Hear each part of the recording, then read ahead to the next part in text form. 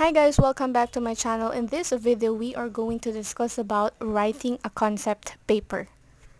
These are the topics that we are going to discuss. Number 1, we have to define what is a concept paper.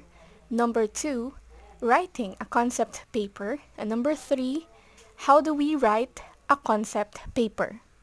What do we mean by concept paper? A concept paper or concept papers are summaries of projects or issues that reflect the interests, experience, and expertise of the writer or organization.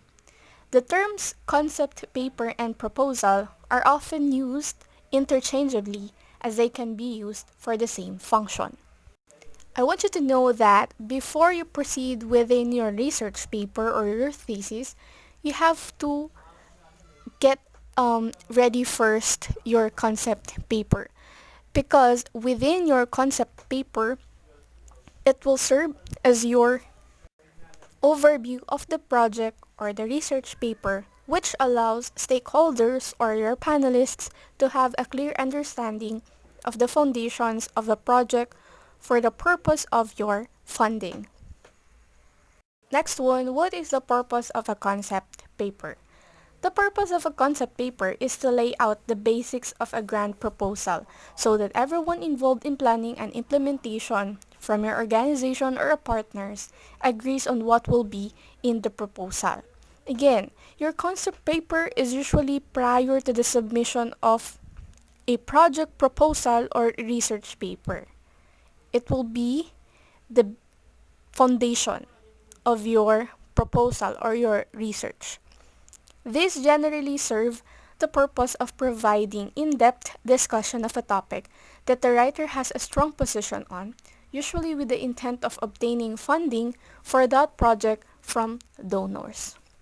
And I want you to know as well that a concept paper is about building blocks of idea.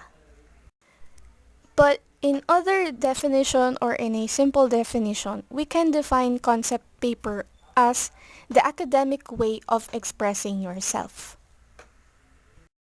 The applicant's purpose in developing a concept paper is to capture the interest of the funding agency and demonstrate that the idea they are proposing is worthy of further consideration and ultimately approval. I think that is the main challenge, which is to capture their interest in order for them to support or to give funds within your project proposal, research paper, or even your concept paper. In writing a concept paper, it has 4 parts. First one, we have introduction. Just like what I said during our synchronous last week, in any academic and non-academic writing text, there is always an introduction. Here, in introduction, it identifies how and where the applicant's mission and the funder's mission intersect or align. So you have to point out or to highlight it in your introduction part. The mission, both of the applicants and at the same time the funders. Next one, we have it addresses the reasons why the funder should support projects in the given general area. It also introduces the applicant's partners and shows why the partners want to participate in that project. So here in your introduction part, you have to highlight as well the positive incentives or the incentives, a lot of incentives that your funders will get if ever they are going to support your proposal or research. Next one, we have purpose or need or rationale. Here, it outlines what others have written about the general topic and focuses on the gap in the knowledge to be filled, the problem to be solved, or the need to be addressed by the applicant's proposed project. Now, like a literature reviews, this section allows the applicant to state the purpose or need in such a way that the applicant's project is the best possible solution to the problem. Also, it often provides statements addressing the significance of the project, showing why the project should be supported.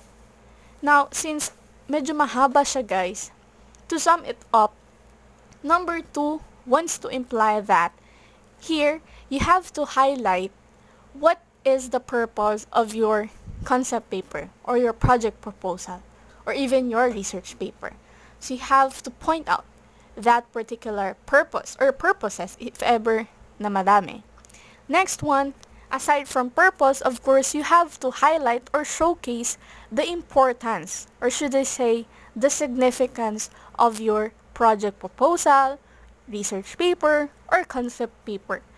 So, with doing that, or I mean, by doing that, you can be able to convince them to support your proposal, to support, and of course, they can be able to give you funds. Next one, number 3, we have the project description, functioning as the solution to the problem, the answer to the need, or the investigation that will fill the knowledge gap.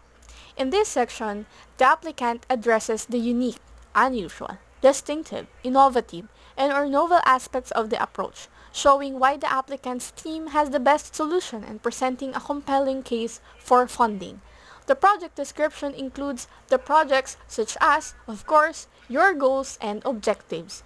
You have to highlight or showcase your aims. What are the reasons in conducting the said project or research?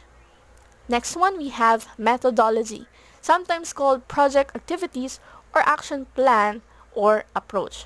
So here in methodology, it's very important to select a competitive name or title for your project so that you can catch your funders' attention to support the said project. Number 3, we have the timeline. Of course, as a writer, you have to look forward the time duration. You have to anticipate the time duration before, during, and after implementing that particular project or research. And lastly, we have the benefits. Of course, this one, you have to anticipate, look forward, what are the positive outcomes or positive incentives of your project. If you successfully plot it, if you successfully express it within your paper, I think the funders or the boss, the one that who will support your research or project proposal will support right away.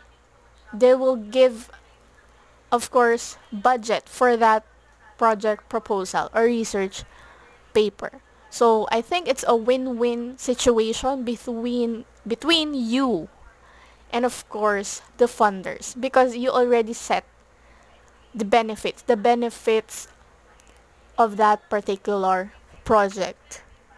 Number 4, we have support or budget contains either an outline of the main budget categories for the requested project support or a single bottom line amount of the request and a brief discussion of how that amount will be used. Some concept papers may not even include an amount requested. Here in number 4, you have to point out, of course, a reasonable budget for that particular project. What do we mean by reasonable? It means like when you ask for a budget or a fund from your funders or from your sponsors, it should be reasonable. It should reflect, no, the amount of budget should reflect the kind of project you are proposing. Should be equal, no? Hindi yung sobra-sobra yung hihingin mo. And next one, of course, here in number 4, you can also discuss or explain the breakdown of the budget so that it will be, a transparent situation between you and of course your bosses or your sponsors or the funders itself. So be transparent in breaking down the budget para walang something, smelling something what. Once again, in number 4, you have to make an intellectual guess. That means that the budget that you're gonna ask sa iyong boss or sa those sponsors, it should be reasonable. It should reflect on what kind of project you are proposing with them. Next one, we have how do we write a concept paper. Number 1, the writer must ensure that the mission, requirements, funding patterns, and other specific information about the target grantor or audience match with those of the organization or individual project in need of funding or assistance. Of course, if hindi mo naman kailangan, why do you need to ask, diba? So you have to check what are the essentials within the project that you are proposing with your bosses or sponsors. You have to ensure that the missions, requirements, the funding patterns, and etc. is of course match with the the funding or assistance of a particular organization or individual project. Number 2, summarize the project by stating the following. Again, you have to sum it up. The following things we have: problem to be discussed or solved, the goal of the project, the objectives, the anticipated outcomes, procedures for determining whether the goals and objectives have been achieved, the population served, and of course, the theoretical model upon which the project is based. Number 3, the writer must develop a list of references that discuss the model to which the project will be directed. Number 4, there should be a budget developed for the project if applicable. Of course, in every project, kung kinakailangan, mag-propose ka din ng budget. Number 5, obtain the necessary approvals by individuals authorized to do so prior to submission. In the case of a purely informational concept paper, this may be committee input. This step may occur much earlier in the process. Thanks for watching. See you in my next one. Please like, leave a comment, subscribe, and hit the bell button for more lessons to learn. Bye!